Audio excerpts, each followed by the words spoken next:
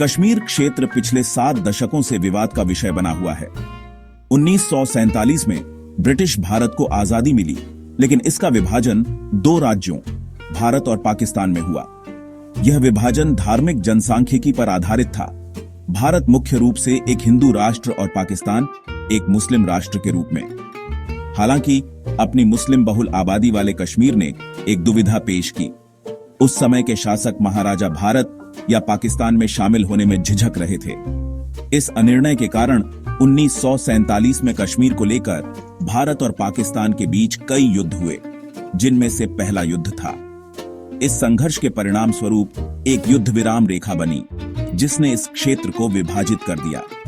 भारत द्वारा प्रशासित भाग जम्मू और कश्मीर राज्य बन गया, जबकि पाकिस्तान ने आजाद कश्मीर और गिलगित बाल्टिस्तान के नाम से जाने जाने वाले एक हिस्से को नियंत्रित किया। इस विभाजन ने विवाद को और ठोस कर दिया और भविष्य के तनावों की नींव रखी। कश्मीर की अनसुलझी स्थिति ने तब से भारत और पाकिस्तान के बीच अविश्वास और दुश्मनी को हवा दी है। पिछले कुछ वर्षों में इस क्षेत्र को लेकर 2 और युद्ध हुए हैं, 1965 और 1999 में। इन संघर्षों के परिणाम स्वरूप अनगिनत लोग हताहत हुए हैं और हजारों लोग विस्थापित हुए हैं, जिससे पीड़ा और दुख की विरासत छूट गई है। इस क्षेत्र को विभाजित करने वाली नियंत्रण रेखा या एलओसी भारी सैन्यकृत बनी हुई है, जहां अक्सर युद्ध विराम का उल्लंघन होता रहता है और दोनों तरफ से आरोप प्रत्यारोप लगते रहते हैं। सशस्त्र समूहों की मौजूदगी स्थिति को और जटिल बना देती है। पहले से ही अस्थिर क्षेत्र में हिंसा और अस्थिरता की एक और परत जोड़ देती है। कश्मीर मुद्दे की जटिलताओं में भारतीय संविधान का अनुच्छेद 370 भी शामिल था। 1954 में लागू किया गया यह अनुच्छेद जम्मू कश्मीर को विशेष दर्जा देता था, जिससे उसे अपने मामलों को संचालित करने में कुछ हद तक स्वायत्तता मिलती थी। इस प्रावधान के तहत राज्य का अपना संविधान झंडा और रक्षा, विदेशी मामलों और संचार के मामलों को छोड़कर अपने कानून बनाने की क्षमता थी। हालांकि अगस्त 2019 में भारत सरकार ने अनुच्छेद 370 को रद्द कर दिया, जिससे जम्मू कश्मीर का विशेष दर्जा प्रभावी रूप से छीन लिया गया और इसे 2 केंद्र शासित प्रदेशों जम्मू और कश्मीर और लद्दाख में विभाजित कर दिया गया। इस कदम पर मिलीजुली प्रतिक्रियाएं आईं। भारत सरकार ने तर्क दिया कि इससे विकास होगा और यह क्षेत्र पूरी तरह से शेष भारत के साथ एकीकृत हो जाएगा। हालांकि इस फैसले का कश्मीर के भीतर और अंतर्राष्ट्रीय स्तर पर व्यापक विरोध और आलोचना हुई। आलोचकों ने इसे एकतरफा कदम के रूप में देखा, जिसने कश्मीरी लोगों के लोकतांत्रिक अधिकारों को कमजोर कर दिया। पाकिस्तान ने इस कार्रवाई की निंदा की, इसे अवैध और संयुक्त राष्ट्र के प्रस्तावों का उल्लंघन बताया। अनुच्छेद 370 को रद्द करने से कश्मीर में सुरक्षा उपाय बढ़ गए, संचार ब्लैकआउट और आवाजाही पर प्रतिबंध लगा दिए गए। अंतर्राष्ट्रीय समुदाय ने मानवाधिकारों के उल्लंघन पर चिंता व्यक्त की और भारत और पाकिस्तान दोनों से संयम बरतने का आग्रह किया। कश्मीर का भविष्य अधर में लटका हुआ है और वहां स्थिति तनावपूर्ण बनी हुई है। अनुच्छेद 370 के निरस्तीकरण के बाद कश्मीर का राजनीतिक परिदृश्य महत्वपूर्ण रूप से बदल गया। अक्टूबर 2024 में क्षेत्रीय चुनाव हुए, जो इस क्षेत्र की राजनीतिक प्रक्रिया में एक महत्वपूर्ण कदम था।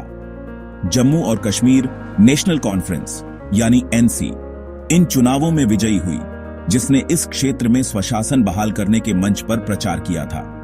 अपनी जीत के बाद नवनिर्वाचित विधानसभा ने 6 नवंबर 2024 को एक महत्वपूर्ण प्रस्ताव पारित किया। इस प्रस्ताव में जम्मू कश्मीर में आंशिक स्वायत्तता बहाल करने का आह्वान किया गया था, जो कई कश्मीरियों की भावनाओं को दर्शाता है, जिन्हें लगता था कि 2019 के फैसले से उनके अधिकार कमजोर हो गए थे। हालांकि इस प्रस्ताव का भारतीय जनता पार्टी यानी बीजेपी के 29 सदस्यों ने विरोध किया, जिससे कश्मीर की स्थिति के संबंध में भारतीय राजनीतिक परिदृश्य के भीतर जारी विभाजन उजागर हुए। कश्मीर में जनभावना जटिल और बहुआयामी बनी हुई है। जबकि कई कश्मीरी शांति और स्थिरता चाहते हैं, लेकिन आत्मनिर्णय की उनकी आकांक्षाएं अक्सर भारत और पाकिस्तान दोनों द्वारा प्रस्तुत किए गए आख्यानों से टकराती हैं। पाकिस्तान के प्रति खासकर युवाओं में मोहभंग की भावना बढ़ रही है, जो इस क्षेत्र में उसकी भूमिका को लेकर तेजी से संशय में है। धारणा में यह बदलाव आंशिक रूप से कश्मीर में उग्रवाद के बदलते स्वरूप के कारण है, जबकि 2006 के बाद से उग्रवादी गतिविधियों के समग्र स्तर में गिरावट देखी गई है, लेकिन ध्यान केंद्रित करने के तरीके में एक उल्लेखनीय बदलाव आया है। स्थानीय भर्ती कम हुई है, जबकि मुख्य रूप से पाकिस्तान से आने वाले विदेशी आतंकवादियों की संख्या में वृद्धि हुई है। यह प्रवृत्ति भविष्य में अधिक संगठित और घातक हमलों की संभावना के बारे में चिंताएं पैदा करती है। कश्मीर में चल रहे संघर्ष ने वहां के लोगों पर भारी असर डाला है। इस क्षेत्र ने दशकों से हिंसा, अस्थिरता और मानवाधिकारों के उल्लंघन का दंश झेला है। संघर्ष का निरंतर भय, आवाजाही और संचार पर प्रतिबंधों के साथ आम कश्मीरियों के दैनिक जीवन को गहराई से प्रभावित करता रहा है। आर्थिक विकास बाधित हुआ है और शिक्षा और स्वास्थ्य सेवा तक पहुंच एक चुनौती बनी हुई है। अंतर्राष्ट्रीय समुदाय कश्मीर संघर्ष के शांतिपूर्ण और टिकाऊ समाधान की तत्काल आवश्यकता को समझता है। संयुक्त राष्ट्र ने बार बार भारत और पाकिस्तान के बीच बातचीत का आह्वान किया है, उनसे शांतिपूर्ण तरीकों से और कश्मीरी लोगों की इच्छाओं के अनुसार समाधान खोजने का आग्रह किया। हालांकि राजनयिक प्रयास अक्सर रुक जाते हैं और तनाव बना रहता है।